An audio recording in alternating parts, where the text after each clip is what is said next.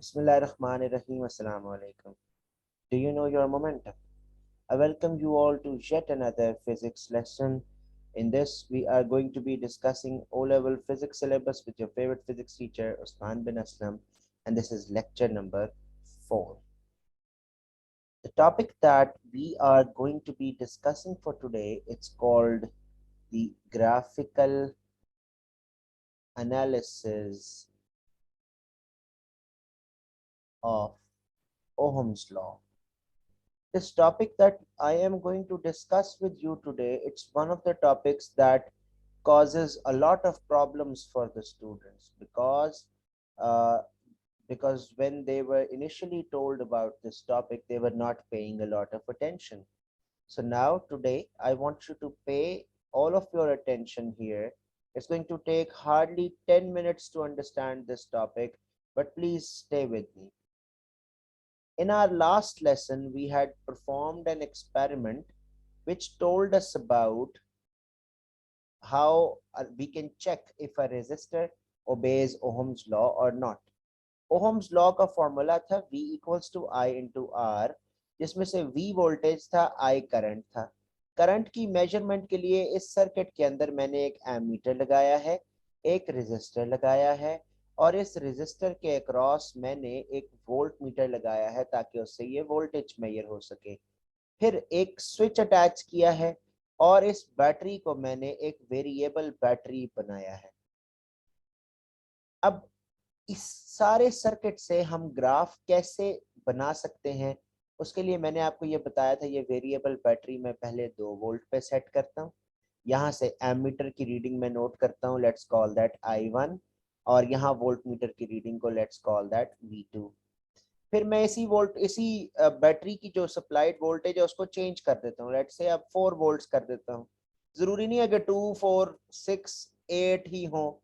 ये वैल्यूज कुछ भी हो सकती हैं आपकी अपनी मर्जी से, लेकिन एक्सपेरिमेंट के पॉइंट ऑफ व्यू से बात कर रहा हूँ कि जब भी आप किसी वेरिएबल को वेरी करते हैं, जिसको आप खुद तब्दील करते हैं, खुद सेट करते हैं, उसको रेगुलर इंटरवल से वेरी होना चाहिए, चेंज होना चाहिए. तो जब आप 4 वोल्ट्स रखेंगे तो आपके पास यहाँ करंट की एक दूसरी वैल्यू आ जाएगी, उसे I2 कहेंगे. यहाँ से वोल्टेज की एक दूसरी वैल्यू आ जाएगी जिसे V2 कहेंगे. फिर जब आप वोल्टेज की वैल्यू 6 वोल्ट्स करेंगे, एमीटर से आपके पास करंट की एक तीसरी वैल्यू आ जाएगी जिसे आप I3 कहेंगे. वोल्ट मीटर से एक तीसरी वैल्यू आ जाएगी जिसे V3 कहेंगे. सो इसी तरह आप इस एक्सपेरिमेंट को जितनी मर्जी दफा रिपीट करते जाएं for different values of voltages, you are going to achieve that many set of readings. आपको करंट और वोल्टेज के कॉरेस्पॉन्डिंग उतने ही सेट ऑफ रीडिंग्स मिलते जाएंगे. यानी 2 रीडिंग्स है ना, तो इनको मैं सेट ऑफ रीडिंग्स कहता हूँ. अब इम्पोर्टेंट बात यह है कि जब भी हम एक्सपेरिमेंट्स परफॉर्म करते हैं तो हमारी कोशिश ये होती है कि हम ग्राफ, जो भी डेटा हमने कलेक्ट किया है उसका हम ग्राफ बनाने की कोशिश करें. ग्राफ बनाने का मकसद ये होता है कि उससे हमें रिलेशनशिप्स अच्छे तरीके से समझ आ जाते हैं. तो हम वाई एक्सिस के ऊपर रखते हैं करंट्स, एक्स एक्सिस के ऊपर रखते हैं वोल्टेजेस, और उसका यूनिट होता है वोल्ट्स. करंट के साथ भी ब्रैकेट में उसका यूनिट लिखना जरूरी है. अब आप ये सवाल पूछ सकते हैं कि सर आपको कैसे पता चला कि यहाँ एक्स एक्सिस पे वोल्टेज होना चाहिए. तो बेटा, जिस चीज को हमने वेरी किया है, आप देखें बैटरी की मदद से हम वोल्टेजेस, यानी जिसको हम ईएमएफ कहते हैं, इसकी डिस्कशन अभी हमने नहीं की है, वो अभी हम करते हैं. लेकिन हम इस बैटरी से वोल्टेज चेंज कर रहे हैं. तो जिस चीज को हम खुद चेंज करते हैं उसको हम कहते हैं इंडिपेंडेंट वेरिएबल. इंडिपेंडेंट वेरिएबल जिसको हम खुद चेंज करते हैं, और उसकी वजह से जो दूसरी फिजिकल क्वांटिटी चेंज होती है उसको कहा जाता है डिपेंडेंट वेरिएबल. ये आपसे पूछा नहीं जाएगा, सिर्फ आपकी नॉलेज के लिए बता रहा हूँ. एक्स एक्सिस के ऊपर वोल्टेजेस, यानी जिस चीज को हमने वेरी किया है वो रखते हैं, और वाई एक्सिस के ऊपर वो दूसरा वेरिएबल जो खुद ब खुद चेंज हो रहा है उसको हम वाई एक्सिस पे रखते हैं. जब हम इन सारे डेटा, जो हमारे पास I1, V1 और I2, V2 वगैरह आए हैं, इनको जब हम ग्राफ पे प्लॉट करेंगे, they are going to look like a straight line. इनकी जो भी वैल्यूज होंगी, they are suppose to look like a straight line. They are suppose to look like a straight line. जब भी आप ग्राफ देखें ना, पहली चीज आपने ये देखनी है कि इसके y एक्सिस के ऊपर क्या है, फिर दूसरी चीज ये देखनी है कि इसके x एक्सिस के ऊपर क्या है, और तीसरी चीज जो आपने नोटिस करनी है फॉर एनी ग्राफ वो ये है कि इसके ग्रेडियंट किस चीज के बराबर होगा।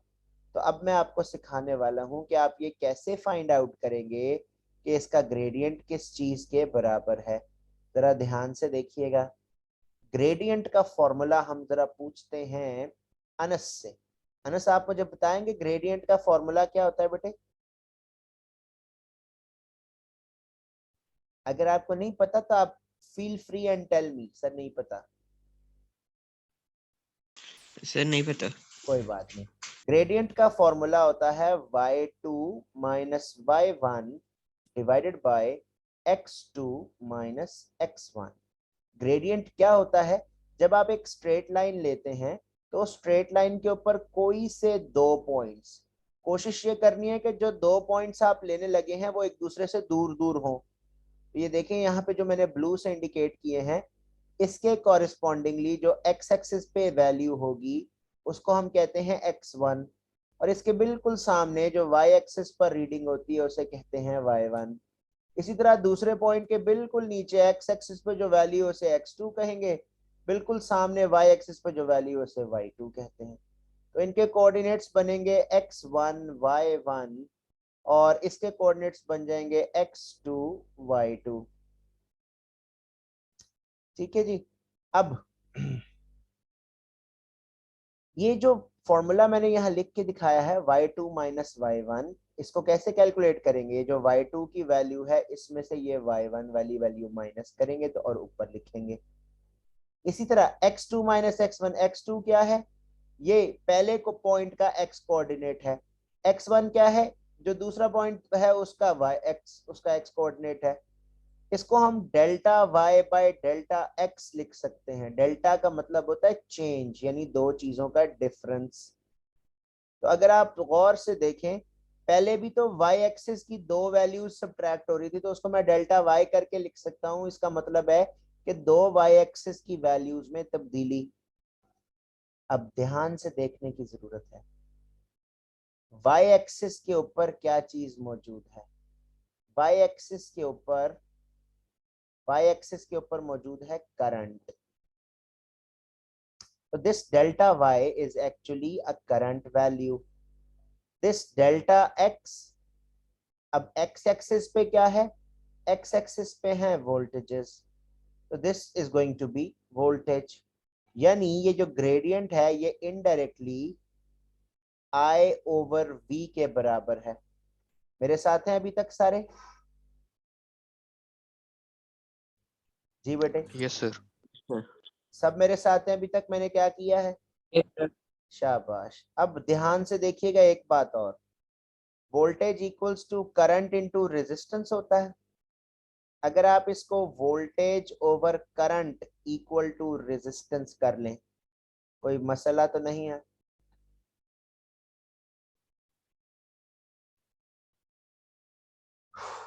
No sir. जी नो सर।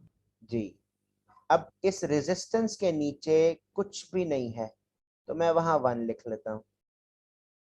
अगर मैं इस करंट को ऊपर ले जाऊं, वोल्टेज को नीचे लाऊं, यानी रेसिप्रोकल लूं, तो ये 1 ऊपर चला जाएगा, ये रेजिस्टेंस नीचे आ जाएगा। This becomes 1 over R equals to V over I. 1 over R equals to V over I. Sorry, reciprocal तो मैं ले ही नहीं पाया, सॉरी मैंने गलती कर दी लिखने में।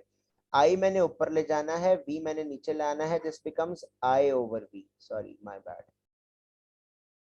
यहां तक मेरे साथ है बेटे? Yes yes. ठीक हो गया।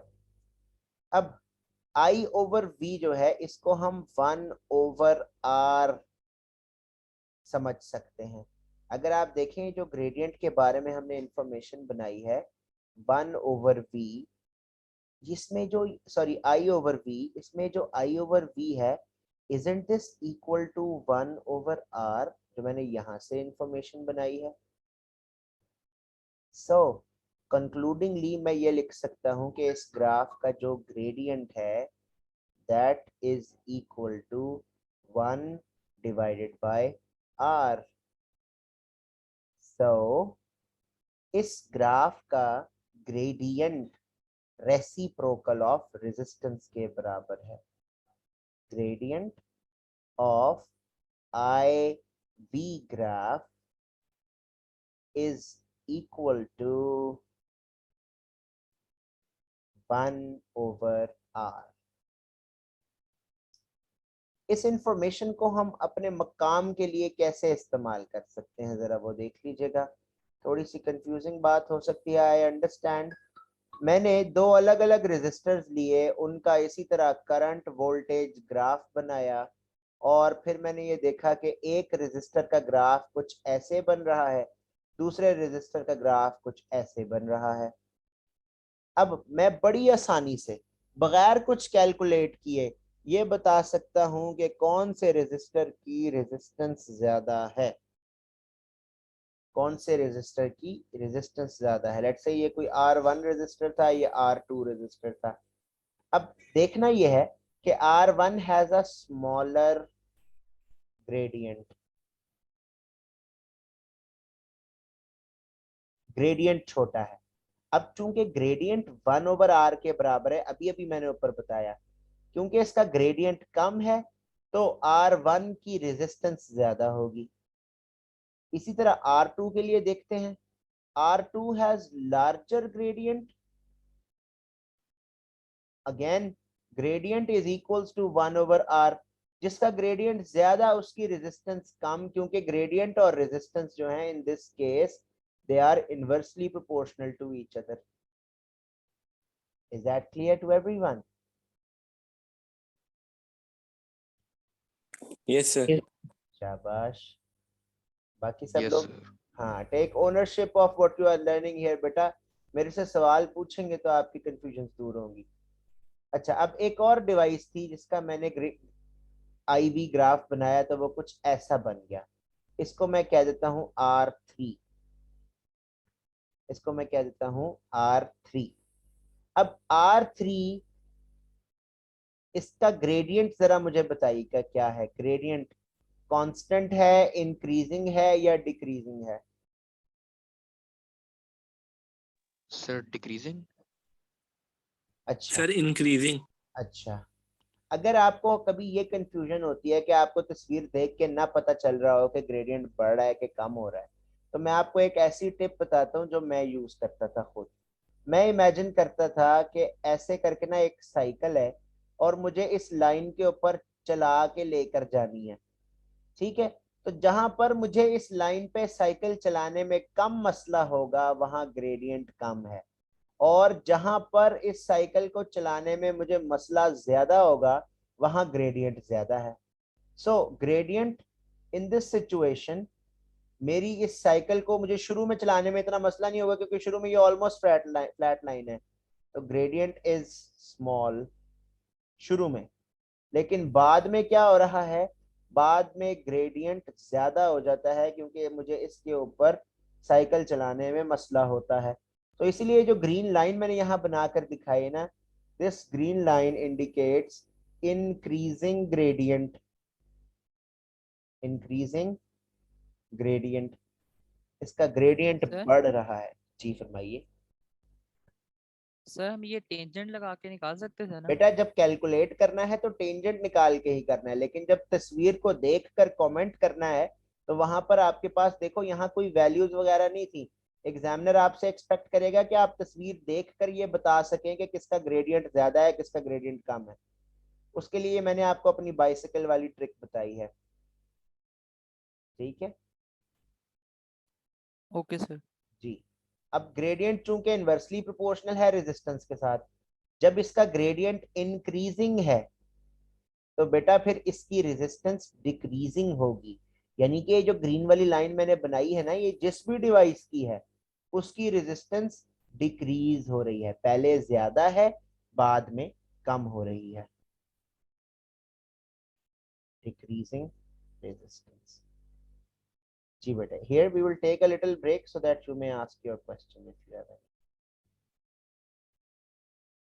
जी, that's very good. I am so happy that all of you are understanding all the concepts. जहाँ problem हो just ask me right away. एक यहाँ ग्राफ आपके लिए मैंने बनाया है, एग्जामिनर कहता है comment on the resistance, resistance पर कमेंट करें। अच्छा, ग्राफ को देखकर कमेंट करना है, जाहिर है। तो आपको ये पता है कि ग्राफ में सबसे अहम बात होती है उसका ग्रेडियंट, और अभी सर ने हमें बताया है कि ग्रेडियंट 1/r के बराबर है। तो पहले अगर आप ग्रेडियंट के बारे में मालूमात हासिल कर लें तो रेजिस्टेंस के बारे में उसका उलट कमेंट किया जा सकता है। तो हम ये पूछते हैं मुनीब से, मुनीबुर रहमान, बेटे बताएंगे कि इसका ग्रेडियंट इंक्रीजिंग है या डिक्रीजिंग है?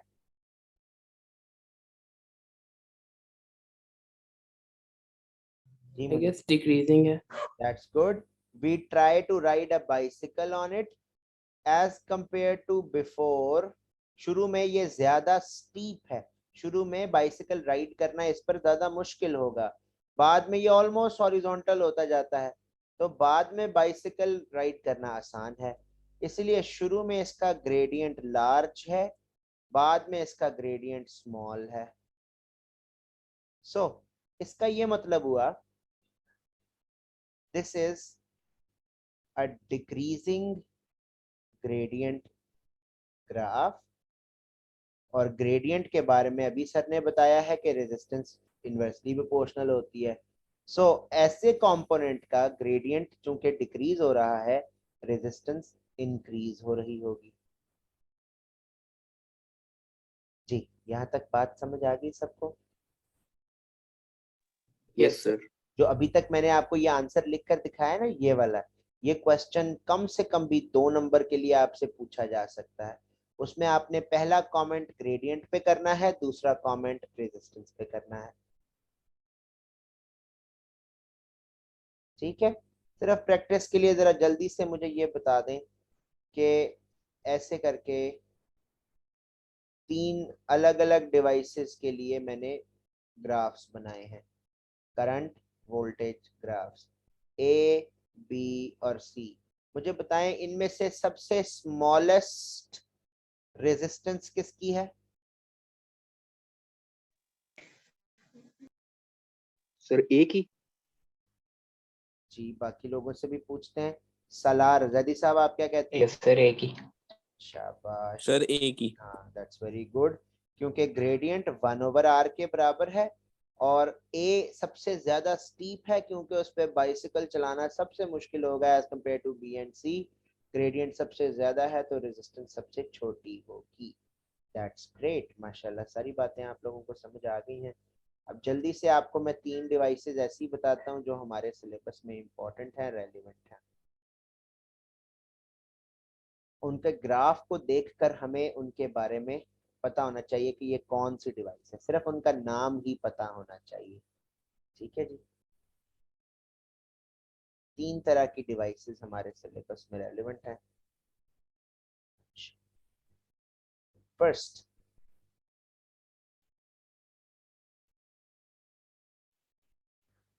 सबसे पहली जो डिवाइस है ना वो है फिलामेंट लैम्प। आपकी मालूमात के लिए अर्ज करते चलें कि आप जो वो बल्ब देखते हैं ना, वो जो गोल गोल से होते थे, येलो कलर की लाइट देते थे, उसमें ऐसे करके ना एक तार होती है, और ये जो तार है ना ये टंगस्टन मटेरियल की होती है। ये एक मेटल है टंगस्टन।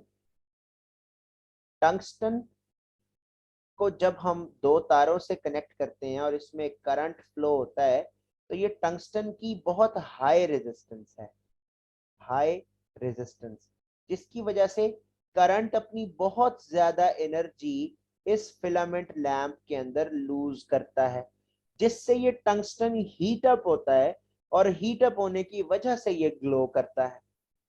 तो टंगस्टन के लिए, सॉरी फिलामेंट लैंप के लिए जब आप ग्राफ देखेंगे इसका, तो ग्राफ इनिशियली तो स्ट्रेट लाइन होगा, लेकिन फिर उसके बाद उसका ग्रेडियंट डिक्रीज होता है। ये बात मैं यहाँ लिखता हूं, initially straight but at high voltage gradient decreases. At high voltages gradient decrease हो जाता है. अब अभी पता है हमें कि gradient equals to 1/r है. जब gradient decrease होगा तो resistance ज्यादा हो जाएगी. इसका ये मतलब हुआ कि at high voltage more heat is produced, so our resistance gets increased. वो इसलिए क्योंकि जब हीट ज्यादा होती है तो टेम्परेचर ज्यादा होता है. जब टेम्परेचर ज्यादा होती है तो लेंथ ज्यादा होती है. जब लेंथ ज्यादा होती है तो रेजिस्टेंस ज्यादा होती है. कैसे पता चला? R equals to rho L by A वाला फॉर्मूला है ना, यहाँ से रेजिस्टेंस और लेंथ का रिलेशनशिप आप बना सकते हैं. रेजिस्टेंस और लेंथ दोनों डायरेक्टली प्रोपोर्शनल हैं. इस बात को जरूर गौर से सुनिएगा कि जब ज्यादा बड़े वोल्टेज हम देते हैं तो ज्यादा हीट पैदा होती है.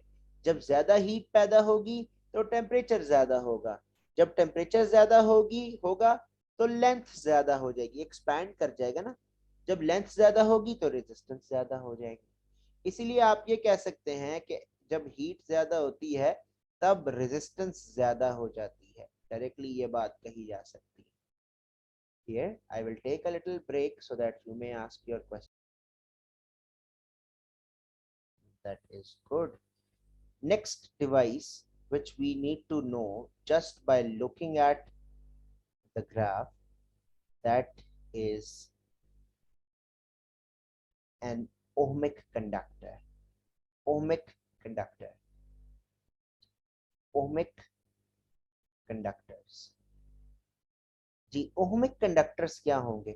नाम से पता चल रहा है कि ऐसे कंडक्टर्स होंगे विच ओबे ओहम्स लॉ, जो कि ओहम्स लॉ ओबे करता है.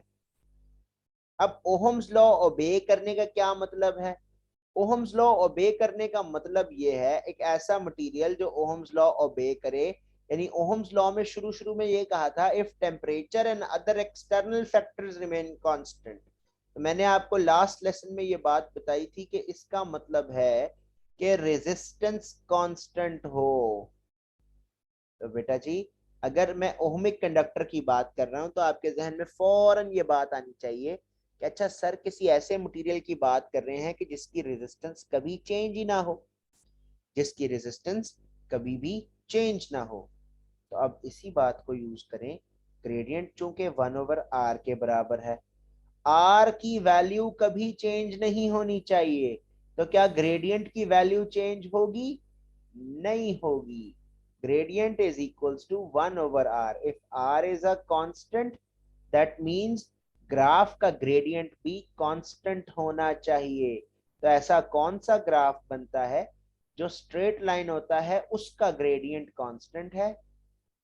इसीलिए उस मटेरियल का यानी ओहमिक मटेरियल की रेजिस्टेंस भी कांस्टेंट होनी चाहिए. अब अगर आप मुझसे सवाल पूछें कि सर इसकी एग्जांपल तो कोई बता दें, तो मैं जवाब में कहूंगा बेटे ऐसी कोई एग्जांपल है ही नहीं. दुनिया में कोई भी मटेरियल ऐसा नहीं है जिसकी रेजिस्टेंस कांस्टेंट रहे. तो realistically speaking ohm's law is rubbish, because दुनिया में कोई ऐसा मटेरियल नहीं जिसकी रेजिस्टेंस कांस्टेंट रहे. हीट अब्सॉर्ब करने पर हर मटेरियल ने एक्सपैंड करना ही करना होता है, और अगर वो एक दफा एक्सपैंड कर गया तो उसकी रेजिस्टेंस कांस्टेंट नहीं रहती, रेजिस्टेंस चेंज होती है. तो फिर अगर चेंज हो रही है रेजिस्टेंस तो ओहम्स लॉ अप्लाई नहीं हो सकता. लेकिन क्योंकि ओहम्स लॉ बहुत एक बेसिक चीज है, आसान चीज है, इसीलिए इसको पढ़ाना जरूरी होता है, क्योंकि आगे की एडवांस चीजें इसी को इस्तेमाल करते हुए बनाई गई हैं. Is that clear to everyone? Yes, sir. Yes, sir. Yes. That's good. फिर एक और डिवाइस आपको यहाँ पे बता रहा हूँ, इसकी सिर्फ तस्वीर देखकर आपको बात समझनी है कि ये क्या है.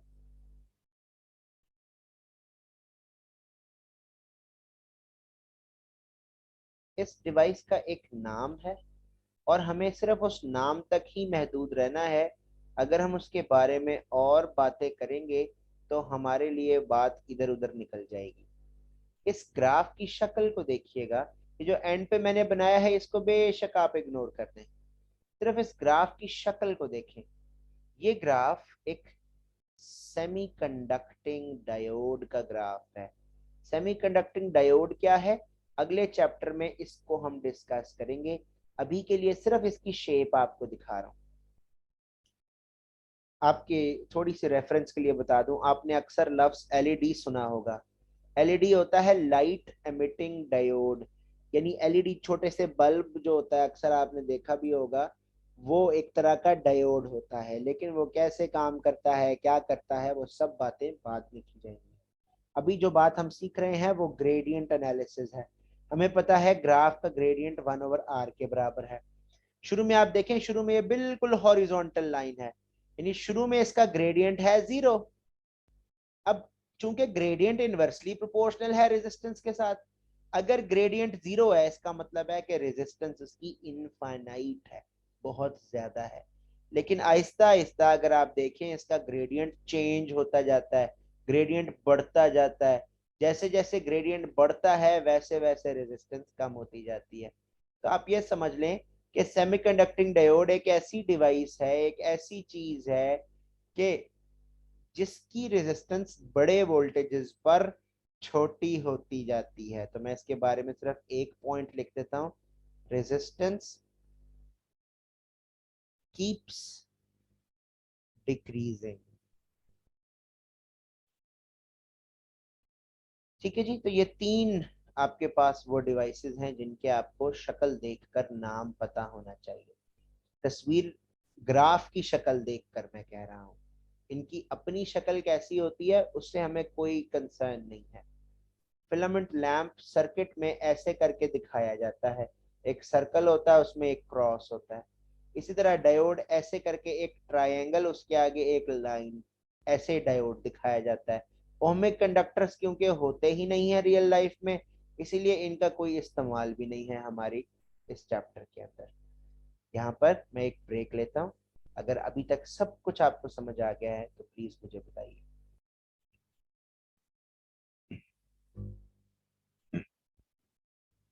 So if everything till now is understandable for all of us, I am going to tell you a trick that examiner usually uses. Examiner would give you a voltage current graph. हालांकि syllabus में उसने हमें current voltage graph बताया है। Current voltage graph, जो चीज पहले बोली जाती है वो y एक्सिस पे लिखी जाती है, जो चीज बाद में बोली जाती है वो x एक्सिस पे बोली जाती है। यानी कि ये बेसिकली एक करंट वोल्टेज ग्राफ है। एग्जामिनर कभी कभी हमें तंग करने के लिए ग्राफ के एक्सिस उलट कर देता है, यानी कि एग्जामिनर y एक्सिस पे वोल्टेज दे देगा, x एक्सिस पे करंट दे देगा। ग्राफ की शक्ल भी वैसी ही होगी जैसे कि ये है। अब वो आपसे पूछेगा कि इसका ग्रेडियंट किस चीज के बराबर है। तो ध्यान से देखें, ग्रेडियंट का फॉर्मूला मैंने आपको बताया था, वो होता है delta y by delta x. अगर आप वाई एक्सिस पर गौर से देखें तो अब वोल्टेज मौजूद है, और जब आप एक्स एक्सिस को गौर से देखेंगे तो उसके ऊपर करंट मौजूद है। ये देखिए, so very conveniently we can recall V equal to IR। V over I equals to R। तो यहां से ये कर दिया जाए तो वो रेजिस्टेंस के बराबर है।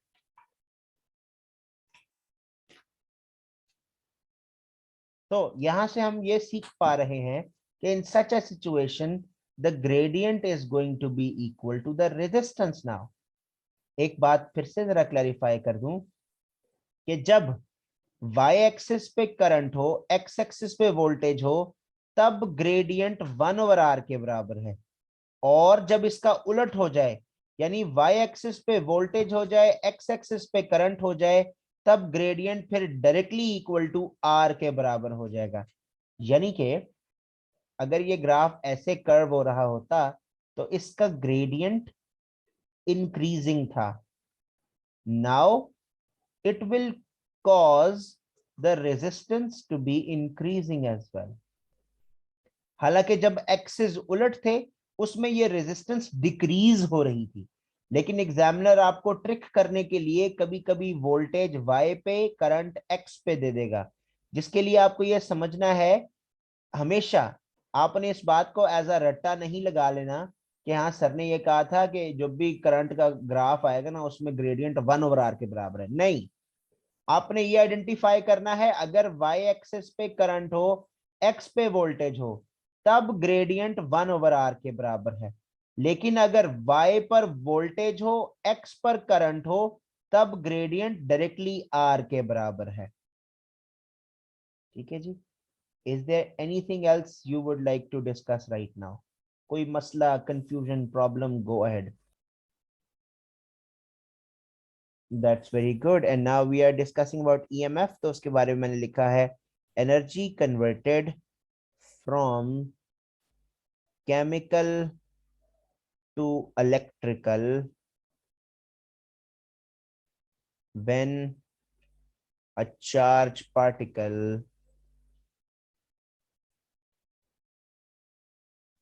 moves through a circuit.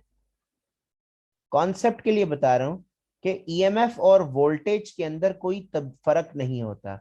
EMF और वोल्टेज तकरीबन सेम चीजें होती हैं, बस फर्क किस बात का होता है वो बताने लगा हूं. ध्यान से देख लीजिए. बैटरी के अंदर केमिकल एनर्जी स्टोर्ड होती है. ये बैटरी उस केमिकल को इलेक्ट्रिकल में कन्वर्ट करती है. चार्ज पार्टिकल वो इलेक्ट्रिकल एनर्जी लेकर आगे मूव करता है और वापस बैटरी तक पहुंचता है.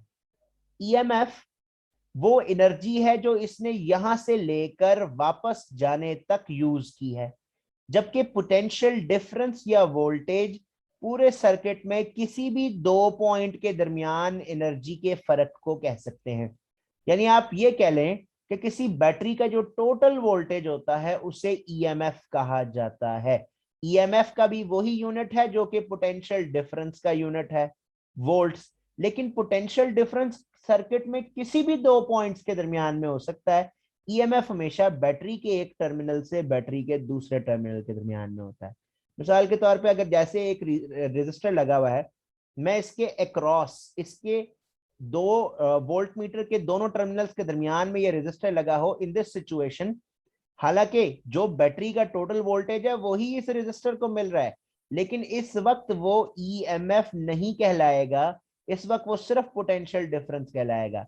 अगर यही वोल्ट मीटर मैं उठा के यहाँ बैटरी के साथ लगा दूं ऐसे करके, तो फिर इसकी रीडिंग